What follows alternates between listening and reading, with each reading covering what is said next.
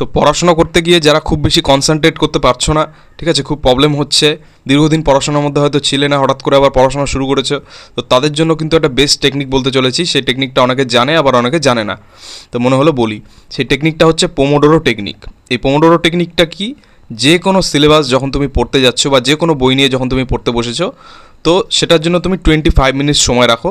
সেই 25 মিনিটস সেই সাবজেক্টের উপরে তুমি তোমার 100% দাও, পড়াশোনায় জোশ যাতে একদম হাই থাকে, ঠিক আছে, এই লেভেলে তোমার কিন্তু পড়াশোনা সেই টাইমটা করো। এবার 25 মিনিটসের পরে 5 মিনিটের একটা হালকা ব্রেক নাও, হাঁটাহাঁটি করো, জল খাও, ঠিক আছে, হালকা একটা ব্রেক নাও। এবার সেই 5 মিনিটে যদি এবার তুমি ফোন নিয়ে বসে যাও ইনস্টাগ্রাম রিল স্ক্রল করতে, তাহলে কিন্তু সেখান থেকে তোমার লাইন ডিস্ট্র্যাক্ট হয়ে যাবে। 5 মিনিট কেন, তুমি সেটা হচ্ছে 50 মিনিটেও কিন্তু তুমি সেই রিলস বন্ধ করবে না। এটা হচ্ছে সোশ্যাল মিডিয়ার নিয়ম, আমি জানি। তো ফোনের মানে ফোনে এঙ্গেজ হতে বলছি না, যে কোনো ধরনেরই তোমরা একটু এক্সারসাইজ করতে পারো বা নিজেকে একটু ঝালিয়ে নিতে পারো। এইবার তারপরে আবার 25 মিনিটস নতুন একটা চার্জের সঙ্গে রিভাইভ হয়ে পড়াশোনাটা করো, ঠিক আছে। এইভাবে যদি করতে থাকো তাহলে কিন্তু তোমাদের মানে এনার্জি লস হবে না, বা দীর্ঘ সময় পড়ার যে একটা ক্লান্তি সেটা কিন্তু আসবে না, ঠিক আছে।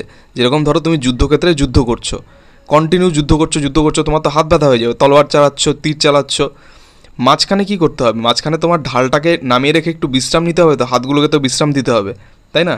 তো সেরকমই হচ্ছে এই টেকনিকটা। এটা কিন্তু একটা বেস্ট টেকনিক পড়াশোনা করার, আমি মনে করি। তো তোমাদেরকেও বলবো এটা ফলো করতে, যদি ফলো করতে পারো। তো এই ছিল আজকের ভিডিও, একটা ছোট্ট মোটিভেশন দিলাম।